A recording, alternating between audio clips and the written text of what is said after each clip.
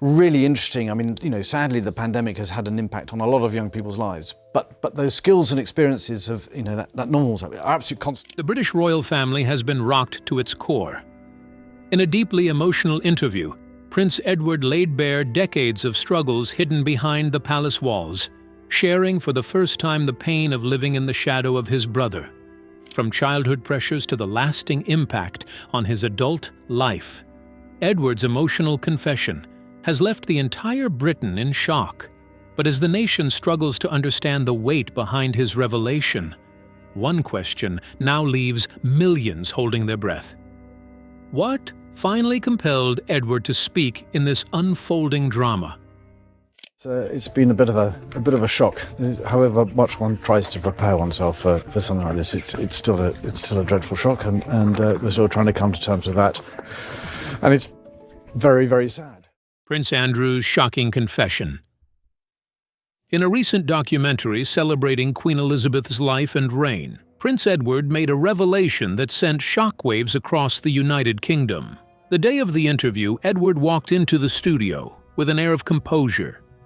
He appeared confident, yet Sophie noticed the subtle tension in his posture, the barely perceptible tightness around his eyes. Reaching for his hand, she offered quiet reassurance. Edward gave a faint nod, grateful, but the unease seemed to cling to him like a second skin. Cameras rolled, lights flickered, and the crew moved with hushed efficiency.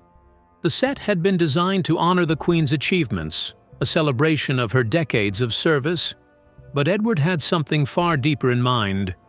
This was not just a reflection on the public triumphs of a monarch. It was a moment to speak about what had remained unseen, the private currents that had shaped the royal family behind palace walls. The interview began gently, with the usual questions about the Queen's accomplishments. Edward answered with courtesy and care. His voice was steady, yet those paying close attention could detect the strain beneath it. And the conversation turned to a more personal note. Questions about the Queen's life behind the public eye. Edward paused. He drew in a breath, and his gaze shifted, as though reaching back into memory. And then, he revealed something extraordinary. He spoke of a private conversation he had shared with the Queen near the end of her life. It was intimate, unguarded, one of those rare moments when a monarch allowed her family to see her fears, hopes, and wishes. She had entrusted him with a task: to preserve the emotional bonds between her children, her grandchildren, and the family as a whole. This was no simple responsibility. It was a charge to protect the heart of the family, not just its public image. A task that would require vigilance, patience, and courage. As Edward spoke, the emotions he had kept buried for decades surfaced. He admitted he had felt he had failed in this promise. Tears welled in his eyes, slipping down unbidden. He spoke of family fractures, the relentless pressure of duty, and wounds that had never been spoken aloud. There was a profound regret in his words, a longing for the warmth and closeness that had once defined his family. He recalled moments from childhood, the quiet evenings with the Queen when she would tell stories, share wisdom, or simply be present. He remembered observing his siblings under the unblinking gaze of the public, witnessing their triumphs and disappointments while remaining in the shadows, a mixture of admiration and isolation coursing through him. The family, he explained, had often been strained under the weight of expectation and duty. His voice faltered at times, carrying the sorrow of decades spent watching relationships bend and fracture under invisible pressures. He thought of laughter that might have eased burdens, conversations that might have bridged distance, honesty that might have healed, but none of it had come to pass. Edward's words moved from reflection to revelation. He suggested that perhaps the monarchy had demanded too much perfection, too much polish. Maybe it was time to allow humanity to exist alongside tradition. The public expected flawless composure, constant dignity, and unshakable restraint. Yet Edward's confession revealed a different kind of strength: courage in vulnerability, value in honesty, and dignity in acknowledging imperfection. Through tears, he shared a vision for the future: quiet, intimate, but profound. He imagined a monarchy where relationships mattered more than appearances, where voices could be heard without fear, and where emotional honesty could coexist with centuries-old tradition. He admitted he had not fully succeeded yet, but even speaking these truths was a step forward, a bridge toward repair, understanding, and the slow rekindling of family warmth. As the cameras captured his words, Edward paused, breathing in the moment, feeling the weight of decades lift just slightly. Sophie squeezed his hand, offering silent support. Around him, the studio remained hushed. His confession resonated far beyond those walls, touching viewers who had never imagined seeing a royal so unguarded. The interview ended, yet Edward's words lingered. For the nation, it was a glimpse of a prince stripped of pretense, openly wrestling with regret, longing, and hope. He had shown that vulnerability was not weakness, that imperfection could coexist with duty, and that humanity mattered as much as tradition. For Edward himself, it marked the beginning of a new chapter, a moment of reckoning and clarity that would shape his path, and perhaps, over time, influence the family he had vowed to protect. When the cameras finally stopped rolling, Edward felt a subtle shift. The confession had not healed all fractures, nor resolved decades of tension, but it had opened a space for truth, dialogue, and connection. He knew the journey ahead was long, that the family's quiet storms still raged behind palace doors. But what challenges did Prince Edward encounter in the royal family? Let's find out. Prince Edward's struggle. The royal family has always had its share of troublemakers, but Prince Edward was never one of them. For decades, people often described him as the quietest, most reserved member of the British royal family. He was the one who stayed in the background, steady and dependable, rarely making waves. But when Edward chose to reveal a painful truth about his life, it hit the public like a sudden splash of icy water. It was unexpected, almost unbelievable, to see the prince who had spent more than 60 years building a reputation for calmness show a side of himself so raw and human. For the first time, he let the world glimpse the toll that recent years had taken on him. He didn't dramatize his feelings. He didn't make a show of his struggles. He spoke simply, honestly, and quietly. But that simplicity made the moment all the more powerful. Viewers later described it as witnessing a man step out of the shadow he had long lived in, a shadow cast by both his family and his own sense of duty. The public's reaction was swift. People who had rarely noticed him before suddenly saw the sadness that had always lingered behind his polite smile. Many were surprised. They began digging up old footage of Edward at state events, family gatherings, and charity visits. When they compared the Edward they remembered with the Edward speaking now, there was an unmistakable change. A new depth of sorrow had settled in his eyes, revealing just how invisible he had been for most of his life. His role had always been quiet and supportive.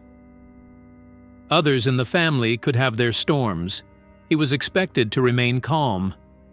And now, seeing him tremble, even just a little, earned the sympathy of a nation. Prince Edward was the youngest child, the one who was rarely put in the spotlight. He followed in his brother's footsteps, attending Gordon Town School before studying history at Cambridge University. Yet, unlike his siblings, he was seldom associated with any major royal crisis. He was the dependable one, the steady engine running behind the scenes. He didn't spark scandals, he didn't chase headlines, and he didn't demand attention. Experts often described him as the quiet glue holding the family together. But beneath that calm exterior, something had been growing for years. While he continued to fulfill his royal duties with the same energy and diligence, something in his posture, in the way he carried himself, had shifted. Sources close to Edward reveal that much of this pressure came from his deep concern for Queen Elizabeth II. He had watched her endure the relentless demands of her role for decades, performing more than 15,000 official engagements during her reign. Even in her 90s, she continued her work with unwavering dedication. Edward, who had always been closest to her among her children, tried to follow her example, believing her strength was a model to live up to. Yet the more he tried to honor her by mirroring her calm and steadfastness, the heavier her example became on his own shoulders. When the Queen passed away, Edward quietly promised himself that he would do his best to keep the family united, to hold it together in whatever small way he could. Her death prompted the United Kingdom to observe 10 days of mourning, during which nearly 250,000 people queued to pay their respects as she lay in state. Edward wanted to meet that sense of duty, but each passing month made him increasingly aware of the cost of his vow. The responsibility weighed on him deeply. He woke every day with the unsettling sense that something precious was slipping away, and he felt powerless to stop it. Adding to the strain, the unity that the Queen had nurtured for decades began to crumble quickly after her death. At first, the changes were subtle: fewer family photographs, fewer public appearances together, less communication across different branches of the family. Insiders confirmed that the warmth that had always filled a room when the Queen entered was now gone. Without her, disagreements felt larger, tensions stretched wider, and even minor conflicts carried more weight. Edward watched as tensions grew between Charles, William, Harry, and himself. What had once been manageable disagreements now carried real consequences, and debates about the future of the monarchy only added new pressures. The prince, who had long been seen as quiet and dependable, was now confronting the weight of family expectations, public scrutiny, and the invisible cost of a lifetime of self-restraint. The rift between William and Harry still echoed around the world, with surveys showing that the British public no longer trusted the bond between the two brothers. But that was not the only challenge. Prince Edward had his own struggles, ones that quietly affected not only the family's public image, but also the emotional connections within it. King Charles faced his own battles, trying to guide the monarchy at a time when there were fewer royals actively working and a growing demand for openness and transparency. Each man faced his own storm, and each storm added another layer of tension to the atmosphere Edward walked through every day. He observed it all in silence. He did not argue. He did not take sides. He simply absorbed the tension, and with each passing day, the weight inside him grew heavier. More doors were closed, arrivals were carefully timed, and conversations in the palace were strictly controlled. The place that had once felt like home slowly started to feel like a museum, where everyone moved carefully, trying not to disturb the quiet. It was not the public crises that hurt him most. It was the private atmosphere, the unspoken distance between people, that cut the deepest. He moved through rooms where echoes of laughter still lingered, yet the present felt tense and fragile. When he looked at portraits of the Queen, he felt both comfort and pressure. He thought of her calmness, her steadiness, her way of bringing people together, and he wondered why he could not create the same sense of harmony. That quiet, persistent question became the seed of his slow breaking point. The harder he tried to meet the impossible expectations, the closer he drifted toward the edge of his patience. This was not a sudden, explosive collapse. It was a slow, internal shift, almost invisible from the outside. And yet, what most people did not see is that Edward's struggle was not a single, isolated moment. What was growing up like for Prince Edward as a royal blood? Let's take a closer look. Prince Edward's childhood and upbringing. During his early years, Prince Edward was the quietest child in the royal household. Charles, of course, was the heir who drew everyone's eyes, destined for the throne. Princess Anne moved through life with a confidence that seemed to fill every room she entered. Edward, however, drew attention in an entirely different way, without effort, without noise, without claiming space. From a very young age, he realized he was different. He did not push forward or compete. Instead, he preferred to step back, watch, and listen, letting the world swirl around him while he took it all in. People often mistook his quietness for shyness, but it was something deeper, a sensitivity he had never learned to hide. Edward noticed things most children overlooked: the subtle tension in a person's posture when they felt uneasy, the exhaustion in the staff after long, relentless days, or the weight his mother carried as she balanced her crown while hiding the strain underneath. He could sense moods, hear the silences, and remember tiny details that others would forget. These habits shaped him, quietly steering him toward a life of observation and reflection. His closeness with Queen Elizabeth grew naturally from this sensitivity. She understood that he was different. Even when Edward said nothing, she seemed to perceive the inner turbulence he felt.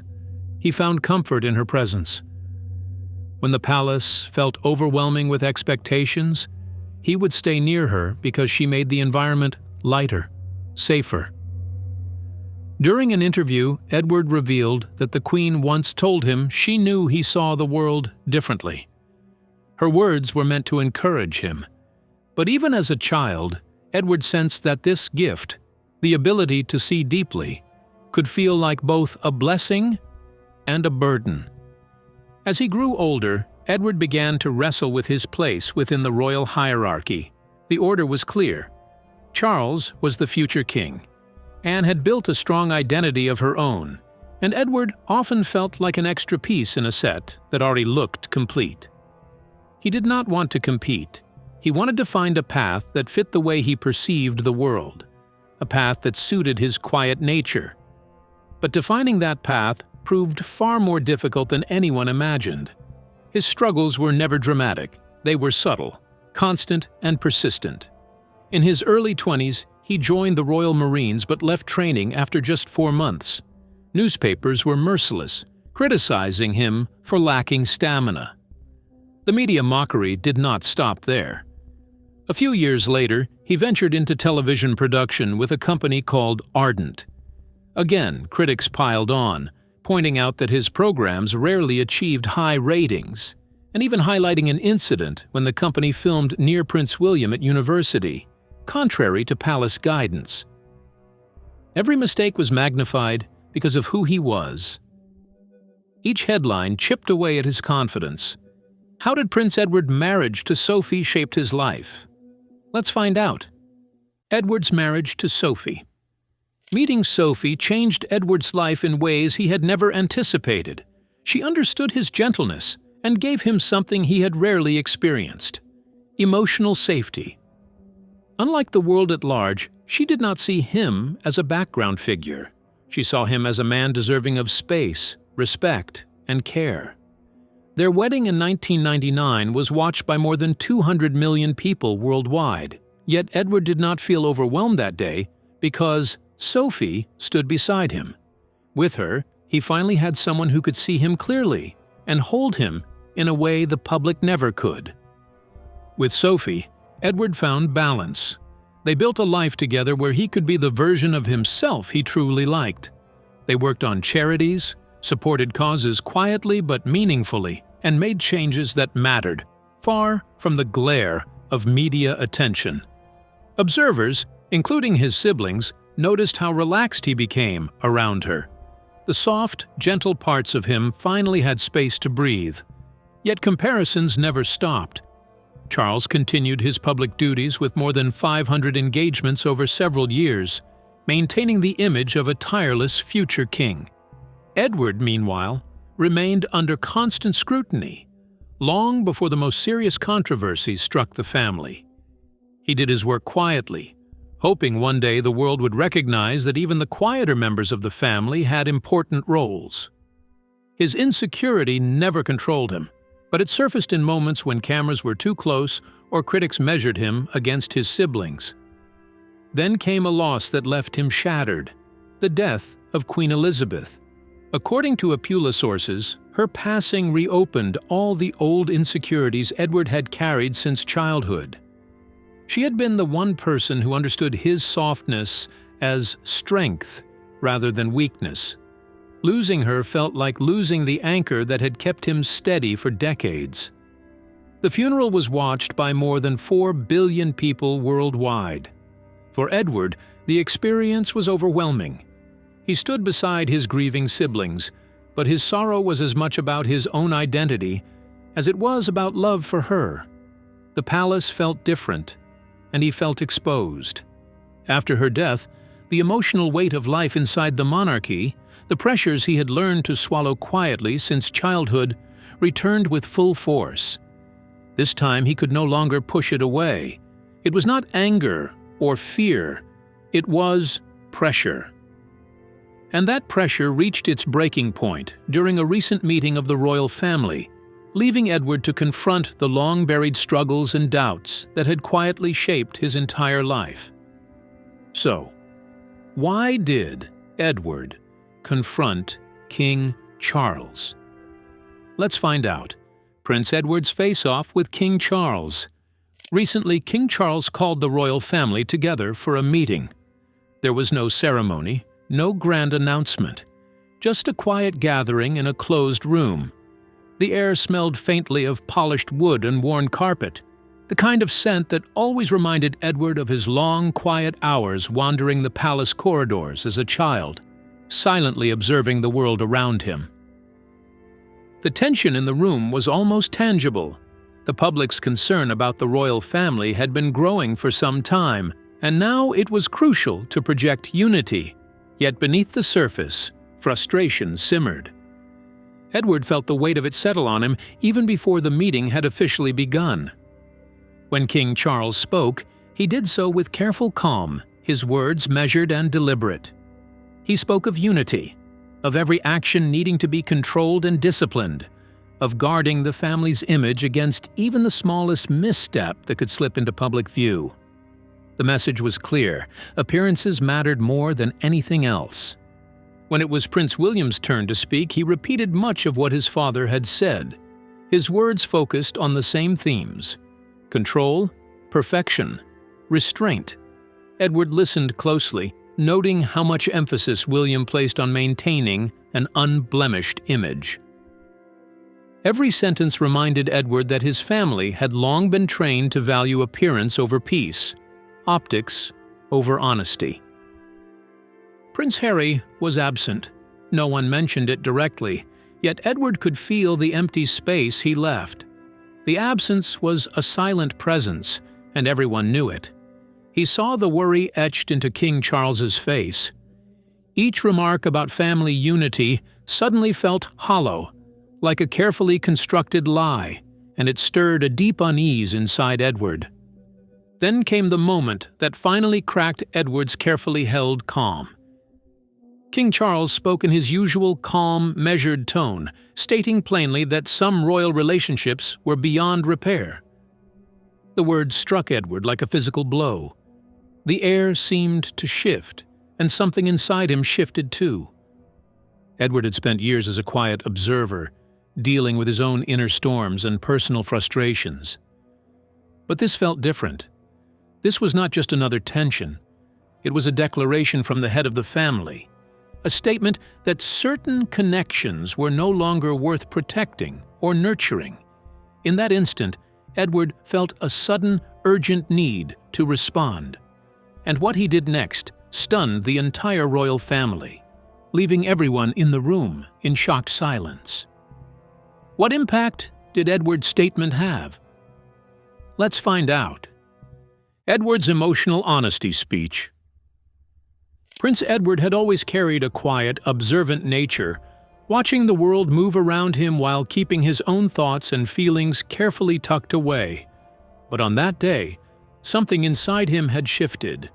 In a rare and powerful moment of courage, he decided to speak with emotional honesty, to name feelings that had long been ignored or hidden.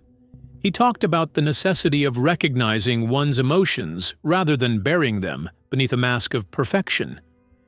He spoke about the family's deep and sometimes unrelenting obsession with appearances, pointing out that their constant concern for how they were perceived often came at the cost of real human connection. For the first time, Edward openly challenged the family. He confronted the rigid structures, the rules, and the emotional coldness that had quietly governed their interactions for decades. He spoke with a calm intensity, yet his words carried a weight that shook the room. Those present could feel it immediately. King Charles, who was used to guiding every discussion and command, blinked rapidly, and his eyes widened in visible surprise.